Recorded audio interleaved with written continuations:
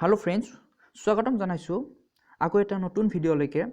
friends আমি আলোচনা কৰি আছো অসম বুৰঞ্জীৰ বিষয়ে আৰু ইতিমধ্যে বহুকেইটা ভিডিও অসম বুৰঞ্জীৰ ওপৰত আপলোড কৰা হৈছে যদি আপোনালোকে চোৱা নাই তেতিয়া হলে প্লেলিষ্টত গৈ গোটেইকেইটা ভিডিও চাই ল'ব পাৰিব ওকে এতিয়া আমি আজি আলোচনা কৰিবলৈ লৈছো অসম বুৰঞ্জীৰ যিকেইটা হালস্তম্ভ বংশ পাল বংশ আৰু কমতা ৰাজ্যৰ বিষয়ে নিশ্চয় বুজি পাইছে তো friends এই ভিডিও বিলাক আপোনালোকৰ আগতক যি পুলিচৰ এক্সাম আহি আছে বা অন্য যিকোনো এক্সামৰ কাৰণে যথেষ্ট উপকাৰী হ'ব বুলি মই ভাবো গতিকে আহক আজি সময় নষ্ট নকৰি আমি ভিডিওটোৰ মাজলৈ যাওঁ তো হালস্তম্ভ বংশ হালস্তম্ভ নামেৰে বিষয়া এজনে প্ৰতিষ্ঠা কৰিছিল ৰাজধানী আছিল হাৰুপেশ্বৰ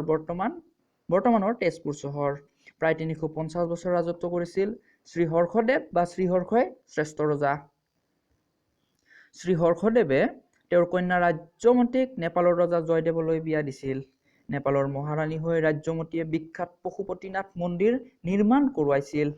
এই বংশৰ শেষ ৰজাজন ত্যাগ সিংহ ফ্ৰেণ্ডছ ইয়াত যিকেইটা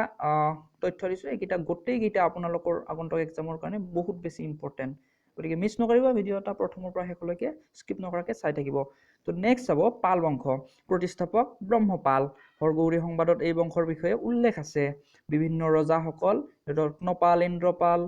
গোপাল হৰ্ষপাল ধৰ্মপাল ইত্যাদি ৰত্নপালৰ বিষয়ে চাব ৰাজধানী আছিল প্ৰাগজ্যোতিষপুৰ ৰত্নপাল যি সময়ত ৰাজত্ব কৰিছিলে ৰত্নপালে আৰু সেই সময়ত ৰাজধানী আছিল কি প্ৰাগজ্যোতিষপুৰ নাম দিছিলে শ্ৰী দুৰ্জয়া এই মহাৰাজ ধীৰাজ পৰমেশ্বৰ পৰমভট্টাৰক উপাধি গ্ৰহণ কৰিছিলে বহুত বেছি ইম্পৰ্টেণ্ট নেক্সট চাব ধৰ্মপাল ৰজা হৈ কামৰূপৰ ৰাজধানী প্ৰাগজ্যোতিষপুৰৰ পৰা কামৰূপ নগৰলৈ নিছিলে এওঁৰ দিনত ব্ৰজায়ন শাখাৰ বৌদ্ধ ধৰ্মই গা কৰি উঠিছিল এই বংশৰ শেষ ৰজাজন জয়পাল ওকে নিশ্চয় বুজি পাইছে নেক্সট চাব কমতা ৰাজ্য ৰাজধানী আছিল কমতাপুৰ 1257 চনত ইখতিয়াৰুদ্দিন মালিক উজবেক তুঘ্ৰিল খাই কামৰূপ আক্ৰমণ কৰাত কামৰূপৰ ৰজা সন্ধাই ৰাজধানী কমতাপুৰলৈ তুলি নিছিলে দুৰ্লভ নাৰায়ণ এই বংশৰ শক্তিশালী ৰজা আছিল তেওঁৰ ৰাজসভাত হেম সৰস্বতী হৰিহৰ বিপ্ৰ আদি বিখ্যাত কবিসকল আছিল তো ফ্ৰেণ্ডছ আজিৰ ভিডিওটোত ইমানখিনিয়ে ৰাখিছোঁ আপোনালোকে যদি আগন্তুক দিনত